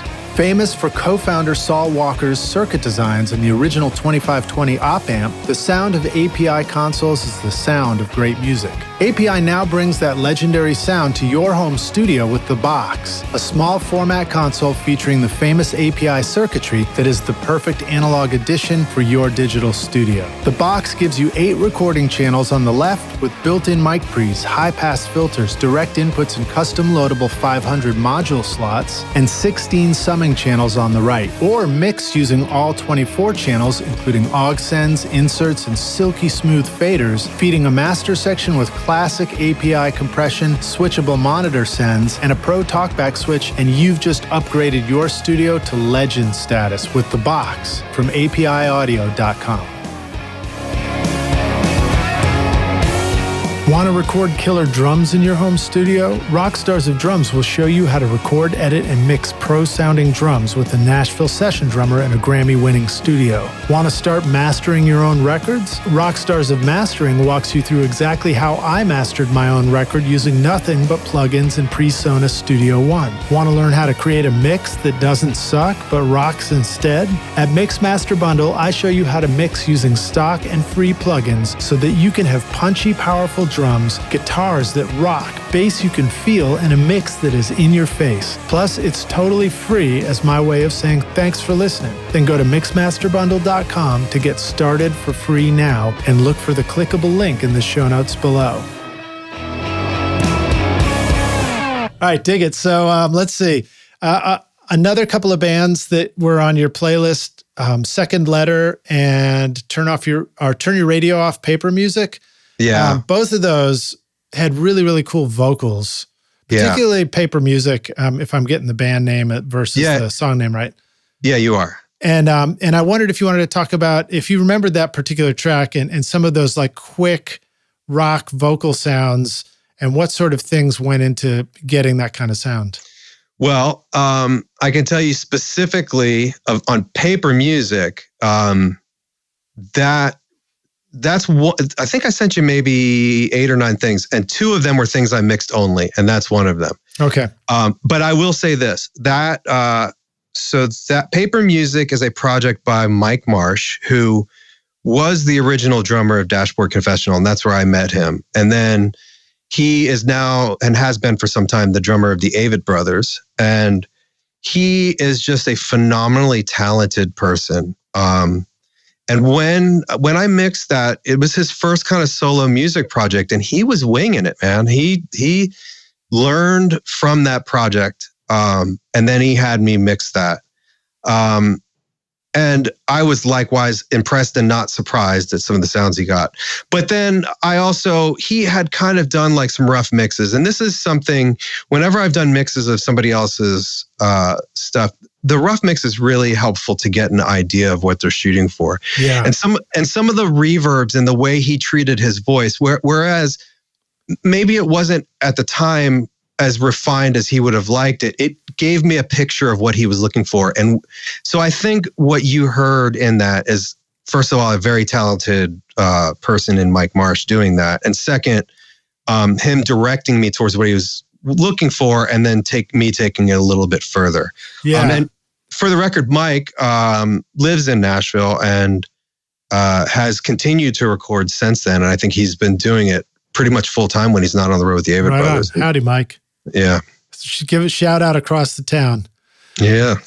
So it was a very, I would describe it as use of really short ambient sounds or quick echo on the voice. Yeah. And it's just something that I hear happening in, great productions of fast, tight rock music, where it's like you respect that tight space between the instruments and you look for vocal effects that seem to reflect that, as opposed to going like, hey, let's just throw the little plate on there and, leave it on default, Yeah, so many times I think you're right about that. So many times, like sometimes you think you want to make a vocal sound big, so you choose something that sounds big to you. But so many times I think that a lot of times we should be looking the other way. We should be looking at, especially on vocals and sometimes snares or something where you want it to have a bigger size. You think, oh, let me put a long reverb on it. But sometimes just the right amount of like a 0.8 second reverb is the right thing to make it stand out just enough and still keep it punchy. Yeah. And I guess, as you learn what these different sounds are, your brain might think to go to that to try it right away. But there's always some level of we haven't experienced that. We don't already, have that in our toolkit.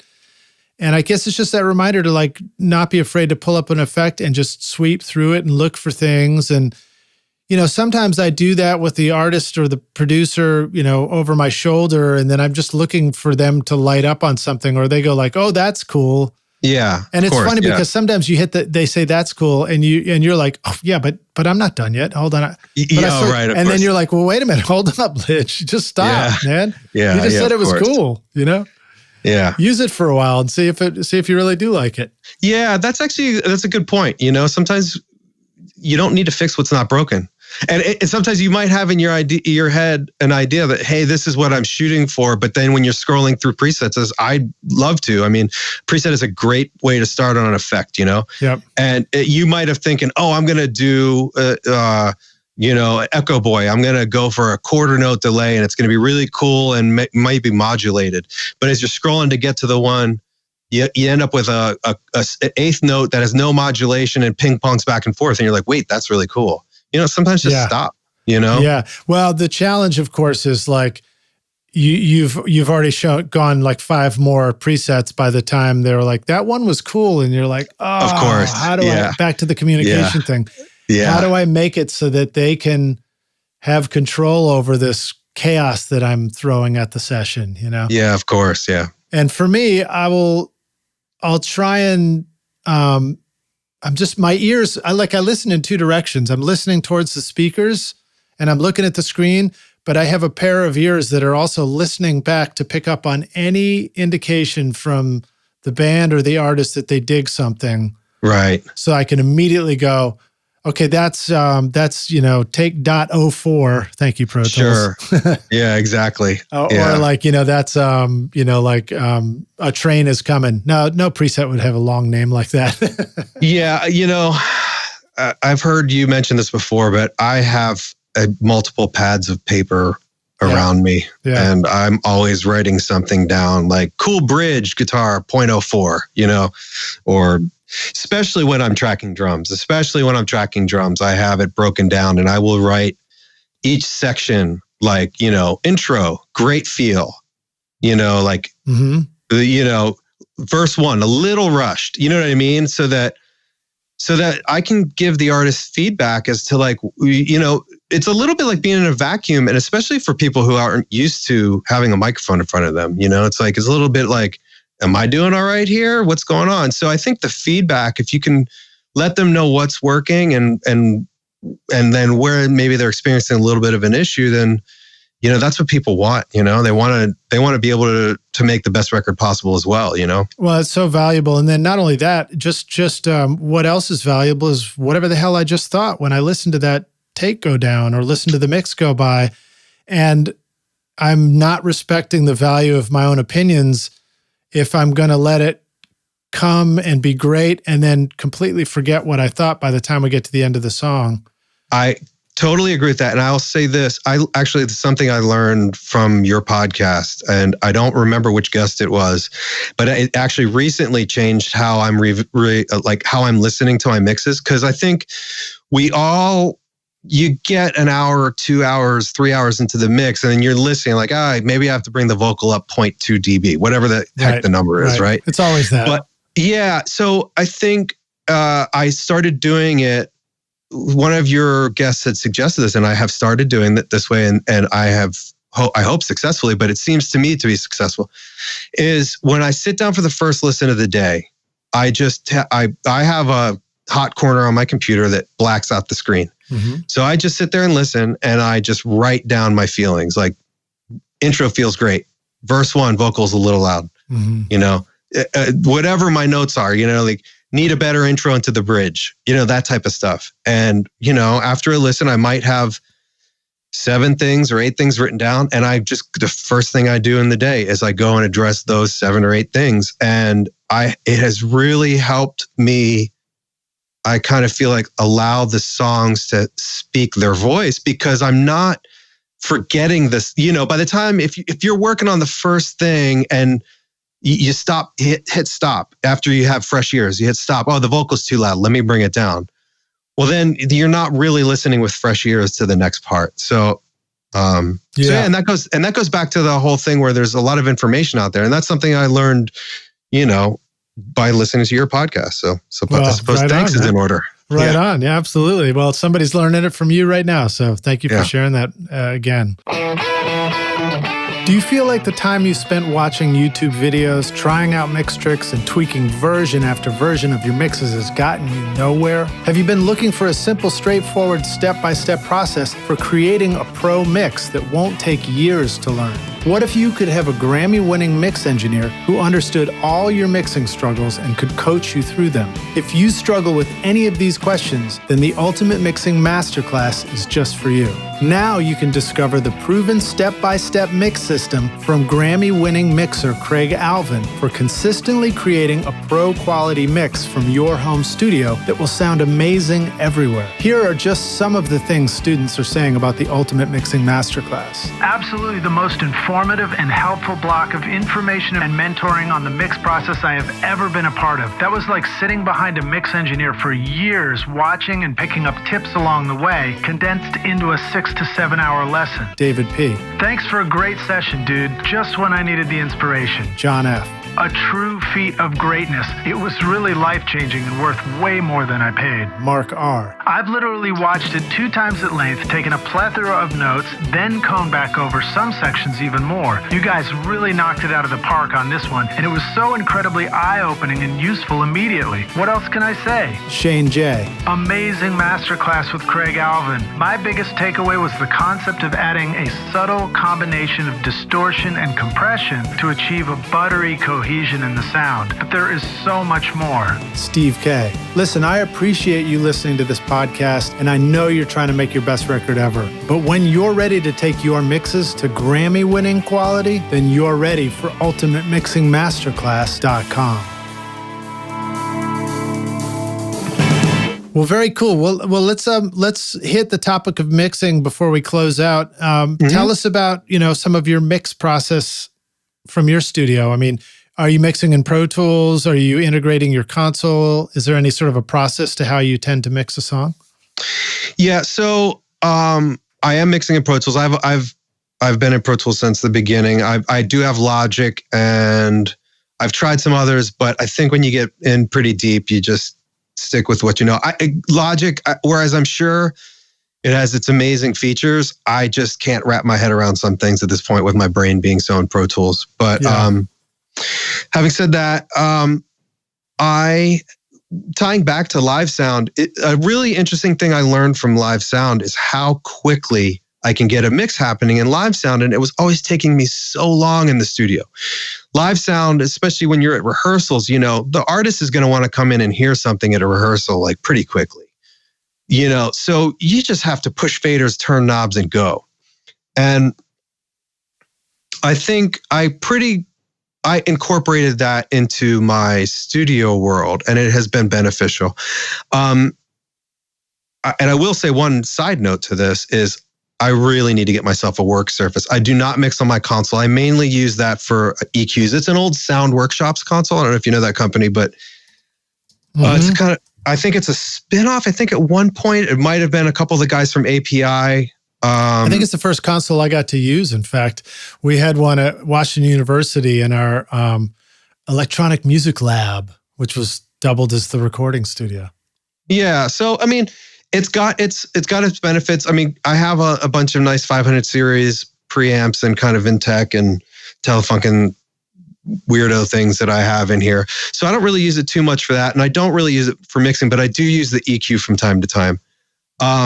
But having said that, I personally in my workflow know that I'm at a place where I need a work surface. So aside from that, I try and get things up really quickly. I try and do the thing where I push faders up and get a mix together. Usually I'll start with wherever my mix left off, and I will, hold shift and hold down every fader except for the drums and control alt whatever mute, so that all I have are the drums, and just get a quick balance on that, and then bring the bass in and push that fader up and just go down the line. And then I've kind of probably typically to a lot of engineers start on the drums. And then I will actually do some muting of factors that get in the way of the drum bass relationship when I'm trying to bring the bass in. One thing that I do is I keep the vocal in the mix the whole time. Even if I've got just drums and bass, the vocal's in there. It's not at mix level, but it's kind of buried a little bit. But one of the reasons I do that is because I feel like vocal effects can do so much to change the vibe of the song that sometimes you'll hear some rhythmic relationship between the drums and the bass, or the drums, bass, guitar, and all of a sudden you're like, oh wow, what if I throw this thing in on the bridge for the vocal effect? Mm-hmm. And also it helps you keep the space of the vocals in the mix, whether they're exactly what they're going to sound like later in the mix or not, Yeah, well, we actually just got a great takeaway from Chuck Zwicky on the podcast, where he talked about exactly that. He had been taught by another producer, I think it was the same guy who recorded Aha, Take On Me. Oh yeah, great song. And he was working with Aha, and the advice was solo safe the vocals and then address each thing in the mix that you're working on. But always have the vocals solo saved so that you're always hearing it against the vocals. Yeah, I mean, it informs you to so much, first of all. So much as far as like levels. Because sometimes you'll think, oh, well, let me pan this guitar over here. But then you put a vocal and you're like, wait a second, I can't hear the guitar or I can't hear the vocal. I actually find that it's still, because I don't have them vocals full level, I do find when I bring them up, I'm like, I got to swing that guitar out a little bit because I don't want to change the level. I'm confident that the level is kind of where I want it. So maybe I have to open it up a little bit. It really informs a lot of that stuff. And tonally, it informs a lot of your choices. So, yeah, I love it, man. I love it. Well, I think it's time for us to wrap up. Let me take us to our closing question. This one's hypothetical, and you knew it was coming. Mm-hmm, yeah, good point. We're going to take the Wayback Studio machine, and you're going to get a chance to go back in time and find young Mike. I guess maybe you're learning for the first time in the studio there, and you say, listen, dude, you don't even know who Gwen Stefani is yet, but you will one day. And meanwhile, here's the most important thing you need to know to be a recording studio rock star yourself one day. I said that a little backwards today, but I haven't slept. I know how the question goes. What advice would you like to give yourself if you could? The advice, it's tough. This is a tough question, but the advice I would give myself is probably specific to me, but probably a lot of your rock stars could understand it and agree with it. And it's kind of twofold. One is when I started, I was in Washington, D.C., and I actually realized the benefit of later on of going to where the music is being made. And nowadays that's, back then it was New York or LA, and nowadays it's LA or Nashville. And I think there's so much value in being around a larger community where a lot of music is happening. That's advice I would have given myself, but I would also say more importantly on the kind of the mental advice, I would have said, you deserve to be here and everything doesn't have to be perfect the first time around. Like you don't have to, when you're starting off, you don't have to listen to that Pink Floyd record or nowadays the Chainsmokers or whatever you're comparing yourself to. And you don't have to nail it the first time. It's a process. Yeah. So I think I suffered a bit from like seeking perfection and not understanding or not wanting to let anything less than what my vision of perfection out into the world, Yeah. It's okay to learn. I specifically remember mixing a project in school and going out to the car, and I was always referencing the Red Hot Chili Peppers. It was probably like Blood Sugar... Sex Magic. Sex Magic. Okay, make sure I got that in the right order. Yeah. And I was like, why does that kick the bass sound so cool and mine doesn't? And it was like, because I had so much more to learn. And one of the things I was going to learn is this was never going to sound exactly like that record anyway.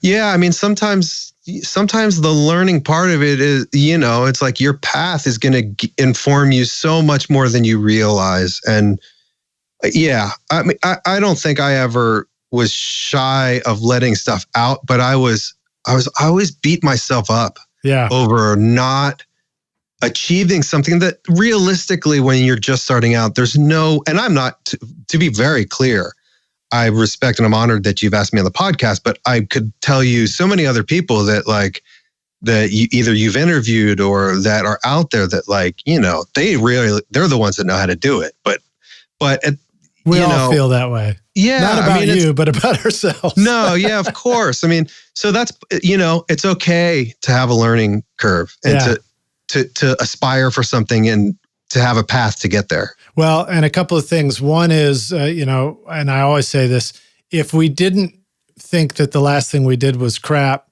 then that would mean we weren't motivated to improve every time. And so we would never have moved forward in the first place. Absolutely. And two is that not only that, but the thing that you think is crap when you make it, I promise you're going to go back and listen to it one day and you're going to be like, damn, that was so cool. How do I even get that sound anymore? And you are apt. There's so many things I did with the Digio 2 in my friend's living room that I look back and I'm like, wow, that's cool. Like, it was just two guys sitting around making music, Yeah, because it was genuine. As long as it's genuine, you're always hitting the mark. Yeah, absolutely. Well, Mike, thank you so much for being on Recording Studio Rockstars with us today. It's just a pleasure to have you here. Let the Rockstars know how they can find you online. Where should they go to check out your music? And if they are, need to come make a next great record with you once we're all let out of our cages, where should they go? Well, I do have a website. It's lavabedrecording.com. Where there's some music on there. And I think there's some information on there as well as email, which is, let me think, lavabedrecording@gmail.com. It's probably on the contact on the website as well. It is on the contact, but I believe it is lavabedrecording@gmail.com. Obviously I should know this stuff, but when somebody asks you a question, you're like, what? And then I do have Instagram. I think it's the Lavabed. Cool, man. But yeah, feel free to reach out even for anything. Dig it. Well, thank you again for being on the show. And thank you for having me. Thank you for listening. A reminder, this is going to be months after we do this episode, so it's going to be very interesting to see where we're at in hindsight of this episode. And I wish you all well. And Mike, I wish you well, and and myself, and I hope that we stay in good health and can look back on this and go, man, remember that? Remember way back when? That was kooky. Yep. I certainly hope the same for you. And I hope we're all there in a couple, well, let's say weeks, but I'm expecting months, right? Yeah. All right. Thanks for listening. Rockstars, we'll see you guys in the next episode. Cheers. Cheers, man. Thanks so much for listening to Recording Studio Rockstars. If you enjoyed the show and want to help make it better, then please share this episode with your friends on social media and leave a rating and review on iTunes to help the podcast reach more rock stars like yourself. You can click directly over to iTunes or go to rsrockstars.com/review for an easy explanation. And remember to hit the subscribe button to keep up with weekly episodes. And if you're ready to make your best record ever now, then head over to Recording Studio Rockstars Academy, where you can start with my free course at mixmasterbundle.com. And if you want more free content from Recording Studio Rockstars, all you have to do is go to rsrockstars.com/email. Again, that's rsrockstars.com/email to enter your name and email, and I'll keep you in the loop with articles, videos, podcast updates, and even free gear giveaways for your studio. Just look for the link in the show notes below. Thanks so much for listening, and thanks for being a rock star. I'm Lid Shaw, and this is Recording Studio Rockstars. Now, go make great music.